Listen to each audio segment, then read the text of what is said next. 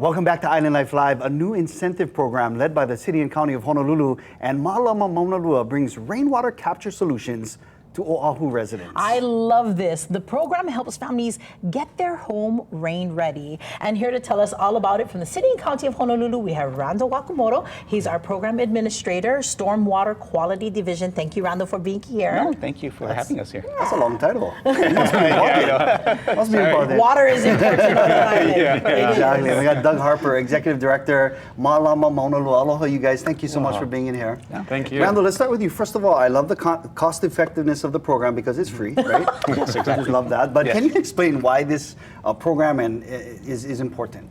Well, what we're trying to do is get as many homeowners, property owners, to really try to encourage them to try to capture and store water on their property rather than it kind of hitting the hard surface and running off, and then that kind of impacts our storm drainage system and could possibly cause flooding and drainage problems and other things like environmental issues and things. So we're really trying to get people to adopt these kind of practices. I like that, getting ahead of that, getting ahead of potential problems. I like that. Oh yeah, absolutely. And to be honest with you, Davey and I are ready to hear this. I know a lot of our viewers are ready to hear how we can do this. Can you tell us about the Rainwater Capture Incentive Program and how does this thing work?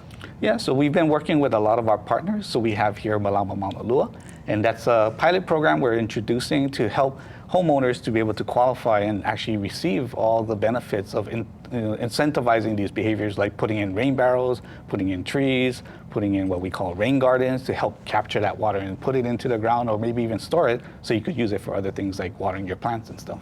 I like that. Though, can you jump in and kind of add to that? What is Malama Mauna Lua's participation in this? Yeah, so we're managing the grant. So we submitted, we're able to get it. We've been partnering with Randall and his team, as well as 3R Water's another big one. And so it was really trying to find ways to reduce runoff on our land so that it's not impacting other residents, not impacting the ocean environment. And so we applied, we were fortunate to get it, and have been managing it since the start of this year. I like that. Can we talk about what a rain garden looks like? What's in that garden? Yeah, so it could be a mixture, so it could be just, it's just really much like a depression in your yard, could be. And what you're doing is using soil and rocks and plants really to absorb that water. So all you're trying to do is direct the water into that low spot, and then it stores it, allows it to go into the ground. It can actually help to replenish our groundwater supplies, our aquifers and things. So it has multiple benefits. So it could be simple. All it is you can make it as fancy as you want with all kinds of different type of plants. Wow, nice. And This is awesome. I love it. we're like native tree people, native plant people. Yeah, so we're kind of curious as to what kind of plants that you folks, because I know you can choose the rain barrel, you can choose a rain garden, or help in planting a tree. What kind of trees do you folks have available as part of this program? Oh, well, I think there's a bunch of trees that you could use. I mean, a lot of it we would like to encourage more native type trees, but it's a matter of what the person is comfortable with maintaining, right? Because of course, if you're going to plant a tree, you want to use one that's right size for your property. You don't want one that's going to go huge and of course take over your whole entire yard. So you want something that you can maintain, right? So yeah, it's just choosing the right type of plant for your So property. it's our choice.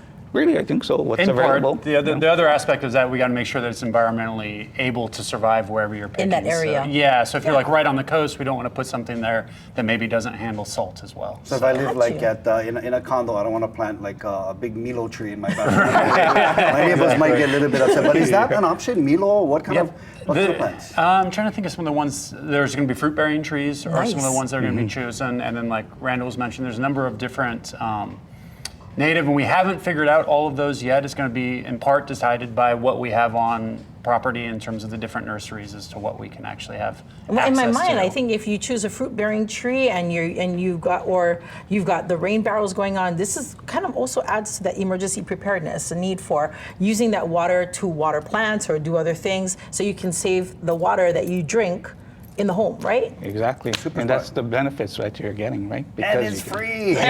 Totally free. So where can we get more information? Is there a website we can go to? Rainwaterhawaii.com. You can go there, learn all about the program, sign up, and we'll go from there. But we also know that it's unlimited time or its funds are limited, right, for this. Yes. So we want to make sure that people jump on this quickly as soon as they can, right? I'm gonna jump on right now. Wait, let our viewers do. Oh, You gotta wait in line now, right? You know? well, while Davey starts signing up for the program, Randall, Doug, thank you so much for hanging out with us. We're Island Life Live. We'll be right back. Hey, signing thank up you. too.